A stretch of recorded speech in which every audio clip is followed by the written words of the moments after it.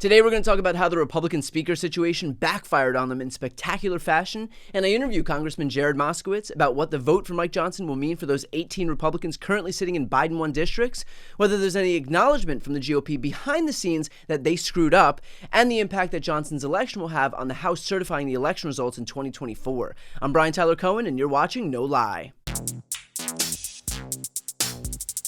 So Republicans are now saddled with their most extreme speaker in history in what has probably become the blunder of the year for a party that traffics almost exclusively in blunders. From a political perspective, I 100% think that this will backfire on Republicans at the ballot box in 2024. Here's why. Now, there was a faction of Republicans who were so desperate to avoid Jim Jordan becoming speaker that they did the impossible and actually managed to sprout some small semblance of a spine by voting against Jordan on 3 consecutive ballots. And of course, the explanation they gave is that Jim Jordan was far too extreme, certainly far too extreme to represent some of those members sitting in purple districts or Biden-won districts. And when it became clear that Jordan wasn't a viable candidate, he eventually dropped out. But then, the perfect storm of 2 different things happened at once. The first was that the embarrassment of not being able to do the bare minimum by electing a speaker started to settle in. You had Republicans all over the news, conceding that their own party wasn't fit to govern, that they shouldn't be in the majority, and on and on. So at that point, it was becoming clear that just by virtue of sheer exhaustion, Republicans were going to coalesce around someone, if for nothing else than to put an end to their misery. But the second thing is that they figured Mike Johnson, being a relative unknown, was a safe bet, at least safer than Jim Jordan. And what they learned almost immediately is that there's obviously some benefit to having their candidates for major positions of power being vetted. Mike Johnson wasn't. And so what followed was a barrage. I'm talking an avalanche of past comments and interviews and footage and audio and tweets and ads of this guy espousing the most far-right bile that you could cook up.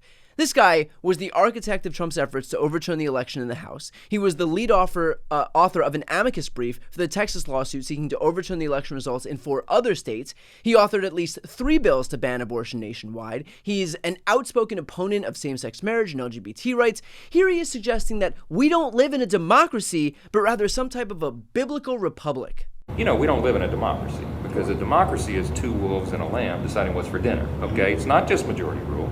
It's a constitutional republic. And the founders set that up because they followed the biblical admonition on what a civil society is supposed to look like. On issue after issue, Mike Johnson is as far right and extreme as it gets. And so as a result, those same Republicans who were so desperate to protect themselves by voting against Jim Jordan are now saddled with Mike Johnson, who is the face of Christo-fascist extremism in the United States. And so while Mike Johnson is largely unknown now, he won't be for long. He will lead the House in the same way that he's governed as a lawmaker, which is as a dangerous theocrat hell-bent on imposing his religious doctrine onto a country that isn't interested. In effect, what Republicans have done by voting for him unanimously is saddled themselves with the burden of owning whatever he does in the next year. His fascism is their fascism now. And if you don't think that Democrats are going to get mileage out of that, take a look at how Republicans made Nancy Pelosi the boogeyman in every district across the U.S. for decades. And Nancy Pelosi doesn't cosplay as a commander in The Handmaid's Tale. So I get that Republicans were exhausted by failed vote after failed vote. I get that the optics were bad and getting worse by the day. But all of that is leagues more preferable than what they've ushered in now, which is the biggest albatross around their necks that they could possibly find. And look, maybe that's what they wanted. Maybe they wanted that. Maybe they want the fascism and the abortion restrictions and the hurdles for LGBT and same-sex rights and just didn't want Jim Jordan. Either way, they're about to find out why you probably don't want the second in line to the presidency to be the worst possible reminder to voters why not to elect Republicans, especially as we head into an election year. Here's a preview of my interview with Congressman Jared Moskowitz. What is your message to those 18 Republicans who are currently sitting in Biden-won districts after this unanimous vote for Mike Johnson? Well, look, they know they're in trouble, right? I mean, I talk to these guys, they know that they're in trouble. Let's get to a core reason why the Republicans got rid of their number 1 fundraiser. Kevin McCarthy was their number 1 top dog fundraiser, not just their fundraiser. He was the number 1 fundraiser of all time. He raised $500 million for them last time. So they get rid of him and they go with someone else who, has $83,000 in his leadership account. Kevin McCarthy has tens of millions of dollars there. Yeah. And so that's a big problem for those Biden folks. The other big problem is now Now it's not just Marjorie Taylor Greene that's going to be the poster child. It's going to literally be Speaker Johnson, who is out of touch with the mainstream of these Biden districts. And so, look, if you're them, yeah, this is a big problem. But I think, quite frankly, it was a bigger problem for them not to have a speaker. The chaos continuing to go on and not have a speaker, that was actually worse than settling on this guy. Yeah, although, I mean, the argument can be made for the exact opposite now, which is that instead of just being enmeshed in the same dysfunction that everybody kind of expects at this point from Republicans, now they're saddled with a guy who is anti-LGBT rights, anti-abortion, anti-election, free and fair elections. And so, the argument can be made. But remember, the Republicans were doing this for 9 months. Like the last 9 months, these moderates were taking terrible votes anyway.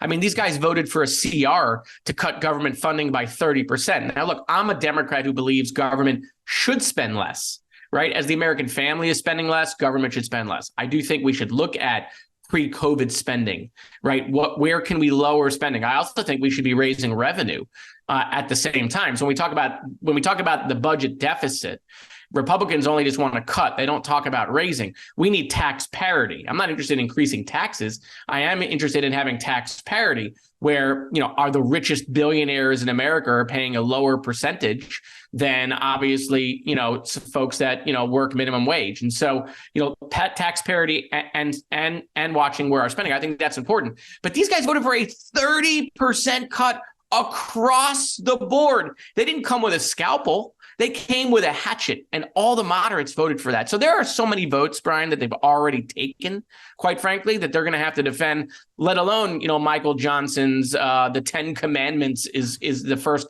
couple of bills we're going to pass. Yeah. Given what has come out about Johnson in the days since he's been elected, has there, and you alluded to this before, but has there been any acknowledgement from any of your colleagues on the right that they might have shit the bed on this one? Oh, no, they know. Yeah. They know they shit the bed on this one. And you heard it. You heard it in all of their comments leading up to this, right? They started embracing Democratic talking points. We were saying it's chaos. We were saying, they can't govern. We were saying that this is going to lead to the Democrats taking over the House. And then you started seeing Republicans saying that. You even started seeing that on Fox News. Why? Because it was true. It was tough to deny your eyes of what you were watching. But by the way, not all is kumbaya. I mean, you already have Matt Gaetz and the chairman of Ways and Means fighting publicly. All that personalities that we've seen over the last couple of weeks play out. This is going to continue. This is there still. It's bubbling under the surface. Sure, they're going to have a honeymoon period with Mike Johnson for a little bit. He'll have a little runway. But they're going to have problems passing rules. They're going to have problems keeping the government open. They're going to still need Democrats to do that. They're going to have problems on Ukraine funding. They're going to have problems on all sorts of areas. And so this is not over. We're in a pause. We're in a little halftime, if you will, with the Republican chaos and the infighting that they have. Because unlike Nancy Pelosi, who showed America how you govern with a small minority, there is not a single Republican that can do that, quite frankly. To watch the full interview with Jared Moskowitz, click the thumbnail right here on the screen or check out the interviews playlist on my YouTube channel. You can also click the link on the screen to listen to the audio version of this episode. And finally, to see more of my content, the subscribe button is on the screen as well.